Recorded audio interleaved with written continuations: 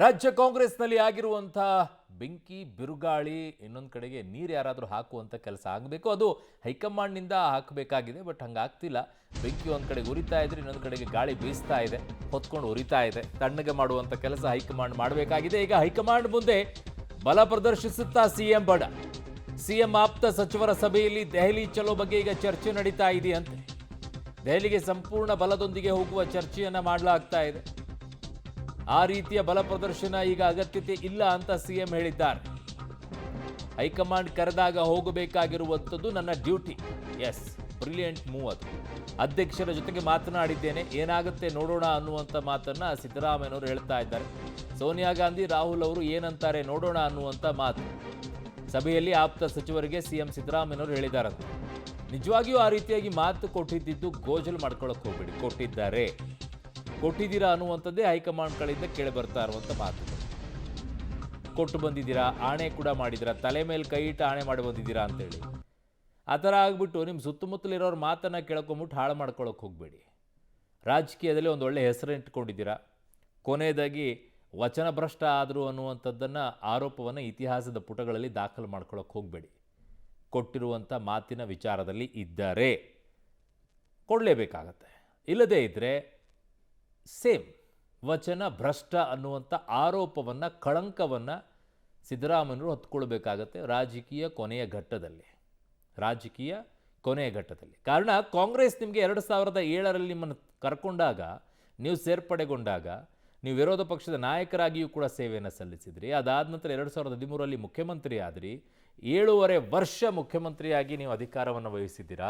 ಅಲ್ಲಿ 50 ವರ್ಷ ದುಡಿದಿರುವಂಥವರು ಕೂಡ ಆಸೆಯನ್ನು ಇಟ್ಕೊಂಡಿದ್ದಾರೆ. ಅವರಿಗೆ ಅವಕಾಶ ಸಿಕ್ಕಿಲ್ಲ ಅಂತ ನೋವು ಅವರಲ್ಲಿದೆ. ನನ್ನ ಸಹೋದ್ಯೋಗಿ ಈಗ ಪೊಲಿಟಿಕಲ್ ಬ್ಯೂರೋಯಿಂದ ಸುಖೇಶ್ ನನ್ನ ಸಂಪರ್ಕಕ್ಕೆ ಸಿಗ್ತಾ ಇದ್ದಾರೆ. ಸುಖೇಶ್, ಈಗ ಆಪ್ತರು ಒಂದು ರೀತಿಯಾಗಿ ಮುಖ್ಯಮಂತ್ರಿಗಳಿಗೆ ಹೇಳ್ತಾ ಇರುವಂಥ ರೀತಿ ಅಂತಂದರೆ ನೀವು ಯಾವ ಕಾರಣಕ್ಕೂ ಕೂಡ ಬಿಟ್ಟು ಕೊಡಕೂಡದು, ನೀವೇ ಮುಂದುವರಿಬೇಕು, ಅದೇನು ಬೇಕಾದರೂ ಆಗಲಿ ಅನ್ನುವಂಥ ಪಣ ತೊಟ್ಟು ಕೂತಿದ್ದಾರಾ ಅಂತ? ಖಂಡಿತ. ಯಾಕಂದ್ರೆ ಸಿಎಂ ಆಪ್ತರು ಮೊದಲಿಂದಲೂ ಕೂಡ ಅದನ್ನೇ ಹೇಳ್ಕೊಂಡು ಬಂದಿದ್ದವರು. ಮುಖ್ಯಮಂತ್ರಿಗಳೇ ಬಹಿರಂಗವಾಗಿ ಮಾತನಾಡದೇ ಇದ್ದಾಗಲೂ ಕೂಡ ಅವರ ಆಪ್ತ ಸಚಿವರುಗಳು ಕೆಲವರು 5 ವರ್ಷಗಳ ಕಾಲ ಇವರೇ ಇರ್ತಾರೆ ಅನ್ನುವಂಥದ್ದು, ಪವರ್ ಶೇರಿಂಗ್ ಅನ್ನೋದು ಇಲ್ಲ ಅನ್ನುವಂಥದ್ದು, ಮತ್ತೆ ಮುಖ್ಯಮಂತ್ರಿಯಾಗಿ ಸಿದ್ದರಾಮಯ್ಯ ಅವರು 5 ವರ್ಷ ಮುಂದುವರೆದ್ರೆ ಒಳ್ಳೇದು, ಅದು ಪಕ್ಷಕ್ಕೂ ಒಳ್ಳೇದು ಅನ್ನುವಂಥ ಹೇಳಿಕೆಗಳನ್ನ ಕೊಟ್ಟಿದ್ರು. ಆದರೆ ಮುಖ್ಯಮಂತ್ರಿಗಳು ಕೂಡ ಇಲ್ಲೂ ಕೂಡ ಮಾತನಾಡಿರಲಿಲ್ಲ.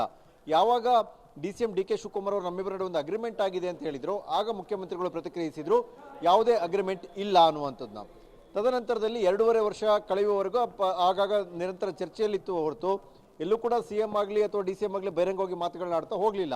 ಆದರೆ ಈಗ 2.5 ವರ್ಷಕ್ಕೆ ಪವರ್ ಶೇರಿಂಗ್ ಇದೆ ಅನ್ನುವಂಥ ವಿಚಾರವನ್ನು ಎಲ್ಲೋ AICC ಅಧ್ಯಕ್ಷರು ಸಿಎಂ ಅವ್ರನ್ನ ಕರೆದು ಮಾತನಾಡಿರುವಂಥದ್ದು ಅಥವಾ ಇವತ್ತು ಅವರ ಹೇಳಿಕೆಯನ್ನು ನೋಡ್ತಾ ಇದ್ರೆ ಏನೋ ಆಗಿತ್ತ ಮಾತುಕತೆ ಅನ್ನುವಂಥ ಸಹಜವಾದ ಪ್ರಶ್ನೆ. ಈ ಸಂದರ್ಭದಲ್ಲಿ ಸಿಎಂ ಆಪ್ತ ವಲಯದ ಶಾಸಕರು ಮತ್ತು ಸಚಿವರುಗಳು ಅಧಿಕಾರವನ್ನು ಹಸ್ತಾಂತರ ಮಾಡುವಂಥದ್ದು ಅಥವಾ ಬಿಟ್ಟು ಕೊಡುವಂಥದ್ದು ಬೇಡ ಅನ್ನುವಂಥ ಒತ್ತಡಕ್ಕೆ ಮುಂದಾಗಿದ್ದಾರೆ ಅನ್ನುವಂಥದ್ದು, ಅಥವಾ ಬಲ ಪ್ರದರ್ಶನ ಬೇಕಾದರೆ ಮಾಡೋಣ ಅನ್ನುವಂಥ ರೀತಿ ಒತ್ತಡವನ್ನು ಮಾಡ್ತಾ ಇದ್ದಾರೆ ಅನ್ನುವಂಥದ್ದು. ಆದರೆ ಅವರ ಈ ಬೇಡಿಕೆಗೆ ಸಿಎಂ ಯಾವುದೇ ರೀತಿಯಲ್ಲಿ ಒಂದು ಪ್ರತಿಕ್ರಿಯಿಸಿಲ್ಲ ಅನ್ನುವಂಥ. ಯಾಕಂದರೆ ಹೈಕಮಾಂಡ್ ಕರೆದ್ರಿಂದ ಹೋಗಿ ಬರುವಂಥದ್ದು ಸಹಜವಾಗಿ ಸಿಎಂ ಅವರು ಅದಕ್ಕೆ ಆದ್ಯತೆ ಕೊಡ್ತಾ ಇರುವಂತೆ ಕಾಣಿಸ್ತಾ ಇದೆ. ಸದ್ಯದ ಪರಿಸ್ಥಿತಿಯಲ್ಲಿ ಸಹಜವಾಗಿ ಸಿಎಂ ಆಪ್ತ ವಲಯದ ಶಾಸಕರು ಮತ್ತು ಸಚಿವರು ಅಧಿಕಾರ ಹಸ್ತಾಂತರ ಆಗದ ರೀತಿಯಲ್ಲಿ ಅಥವಾ ಬಿಟ್ಟು ಕೊಡದ ರೀತಿಯ ಒಂದಷ್ಟು ಪಟ್ಟುಗಳನ್ನ ಹಾಕಬಹುದು ಅನ್ನುವಂಥ ಲೆಕ್ಕಾಚಾರದಲ್ಲಿ ಇದ್ದಂತೆ ಕಾಣಿಸ್ತಾ ಇದೆ. ಅರುಣ್.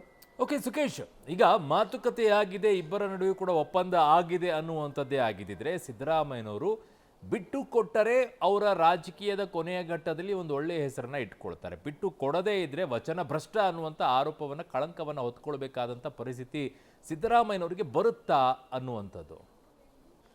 ಸಹಜವಾಗಿಯೇ ಜಟಾಪಟಿಗಳು ನಡೀತೆ. ಹಿಂದೂ ಕೂಡ ಹಾಗೆ ಆಗಿದ್ದು. 2008ರಲ್ಲಿ 2008ರ ನಂತರದಲ್ಲಿ ಏನು ಸರ್ಕಾರದ ಅಧಿಕಾರಕ್ಕೆ ಬಂದ ನಂತರದಲ್ಲಿ ಕುಮಾರಸ್ವಾಮಿ ಅವರ 2004ರಲ್ಲಿ ಬಂದು 2006ರಲ್ಲಿ ಕುಮಾರಸ್ವಾಮಿ ಅವರ ಅಧಿಕಾರವನ್ನು ಬಿಟ್ಟು ಕೊಡದಂಥ ಸಂದರ್ಭದಲ್ಲಿ ವಚನ ಭ್ರಷ್ಟತೆಯನ್ನೇ ಅವರು ಎದುರಿಸಿದಂಥ ಆರೋಪ ಆಗಿತ್ತು.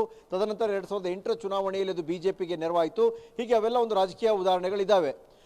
ಈಗ ಹಾಗೇನಾದರೂ ಮುಖ್ಯಮಂತ್ರಿಗಳು ಮಾತನ್ನು ಕೊಟ್ಟಿದ್ದು ಅವ್ರು ಇದುವರೆಗೂ ಕೂಡ ಎಲ್ಲೂ ಹೇಳದೇ ಇರೋದ್ರಿಂದ ಸಹಜವಾಗಿ ಈಗಲೇ ಅದನ್ನೆಲ್ಲ ಹೇಳುವಂಥದ್ದು ಟು ಅರ್ಲಿ ಅಂತ ಅನಿಸುತ್ತೆ. ಆದರೆ ಹಾಗೇನಾದರೂ ಹೈಕಮಾಂಡ್ ನಿಲುವಿಗೂ ಕೂಡ ವಿರುದ್ಧವಾಗಿ ಏನಾದರೂ ಸಿದ್ದರಾಮಯ್ಯ ಅವರು ಸೆಟೆದು ನಿಂತರೆ ಸಹಜವಾಗಿ ಕಾಂಗ್ರೆಸ್ ಪಾಳೆಯದಲ್ಲೂ ಆತಂಕವಾಗುತ್ತೆ ಮತ್ತು ಆಗ ವಚನ ಭ್ರಷ್ಟತೆಯ ವಿಚಾರ ಮುನ್ನೆಲೆಗೆ ಬರುತ್ತೆ. ಈಗ ಹೈಕಮಾಂಡ್ ಭೇಟಿ, ದೆಹಲಿ ಭೇಟಿ, ಅಲ್ಲಿನ ಮಾತುಕತೆ, ಅಲ್ಲಿನ ಚರ್ಚೆ, ಅಲ್ಲಿ ಏನು ಕನ್ವಿನ್ಸ್ ಆಗುತ್ತೆ, ಏನು ಕನ್ವಿನ್ಸ್ ಆಗಲ್ಲ, ಇವೆಲ್ಲವೂ ಕೂಡ ತೀರ್ಮಾನ ಆಗಬೇಕಾಗುತ್ತೆ. ಅದರ ನಂತರದ ಬೆಳವಣಿಗೆಯಲ್ಲಿ ಇವೆಲ್ಲವೂ ಕೂಡ ತೀರ್ಮಾನ ಆಗ್ಬೋದು. ಅರುಣ್. ಓಕೆ, ಹಾಗೆ ಸಂಪರ್ಕದಲ್ಲಿರಿ ಸುಖೇಶ್, ವಾಪಸ್ ಬರ್ತೀನಿ ನಿಮ್ಮ ಹತ್ರ. ಸೊ ಈಗ ದೆಹಲಿಗೆ ಸಂಪೂರ್ಣ ಬಲದೊಂದಿಗೆ ಹೋಗೋಕೇನೋ ಆಪ್ತರು ಹೇಳ್ತಾ ಇದ್ದಾರಂತೆ. ಕೆಲವೊಂದು ಟೈಮಲ್ಲಿ ನಾವು ಸರಿಯಾಗಿದ್ರು ನಮ್ಮ ಜೊತೆಗಿರುವಂಥವ್ರು ನಮ್ಮನ್ನು ಹಾಳು ಮಾಡ್ತಾರಂತೆ. ಆದರೆ ಕೆಲವೊಂದು ಟೈಮಲ್ಲಿ ನಾವು ಕೆಡ್ತಾ ಇದ್ರು ಕೂಡ ಜೊತೆಗಿರುವಂಥವ್ರು ನಮ್ಮನ್ನು ಸರಿದಾರಿಗೆ ಕರ್ಕೊಂಡು ಹೋಗ್ತಾರಂತೆ. ಇಲ್ಲಿ ಏನಾಗ್ತಾ ಇದೆಯೋ ಗೊತ್ತಿಲ್ಲ.